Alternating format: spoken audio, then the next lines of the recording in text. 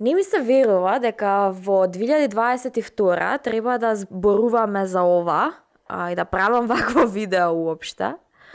Меѓутоа, очигледно многу луѓе се уште веруваат во пророштва од Баба Вања и слично.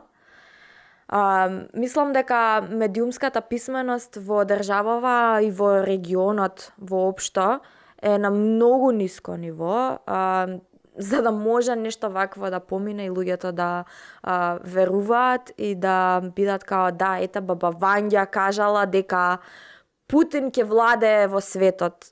Информациите што ги добиваме на дневно ниво се многу важни и многу влијаат на тоа како ние размислуваме, како народот размислува и понатаму тие размислувања на народот може многу лесно да се злоупотребат во најразлични, најчесто политички цели.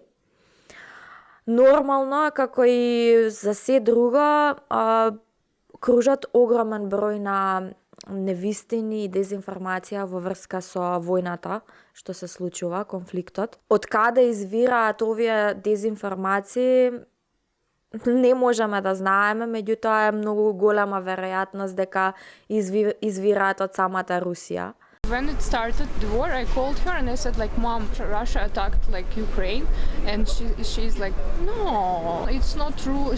She's like sending me, like, look, this is your army making war, not our. I'm her daughter. I'm saying like, it's crazy. We cannot live here. What is happening? It's like huge. It's war. Until today, she don't believe me. She is my mother. I'm telling her what is happening, like that we are going to shelters, we hear bombs. There is like attacks. She's not believing me, so I stopped talking to her because like if she don't believe her own daughter, she's all like totally brainwashed from TV, because their TV is like all about this propaganda. Особено во вакви периоди е многу важно да внимаваме на што веруваме и да ги проверуваме изворите од кои што ги добиваме нашите информации.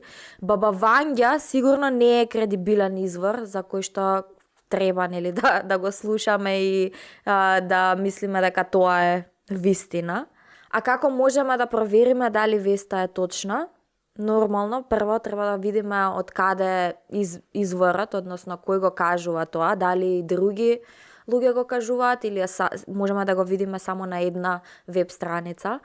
Дали таа веб страница каде што сме го виделе е кредибилен извор, значи дали се работи за вистинска новинска агенција или се работи за некоја порталче кој што некој си го направил од дома. Дали се работи за официјална изјава или се работи за изјава од некој обичен граѓанин на државата. Исто така е многу важно да го провериме датумот на фотографиите, например, затоа што во последно време кружат многу фотографии и видеа кои што апсолутно не се од овој конфликт сега во Украина, туку се од претходно, од други држави и така натаму, меѓутоа се представуваат како да се сликани сега или како видеото е да е направено сега. Дури имаше пример каде што видео од видеоигра се представува како да е сега во Украина. Со сите најразлични информации кои што ни доаѓаат од сите страни е многу лесно да подклекнеме и да некако поверуваме на нешто што не е вистина и нашите размислувања и акции да ги базираме на тие информации кои што не се точни. Така што моја препорака и еден апел е да проверувате и да внимавате на што верувате на крајот на денот.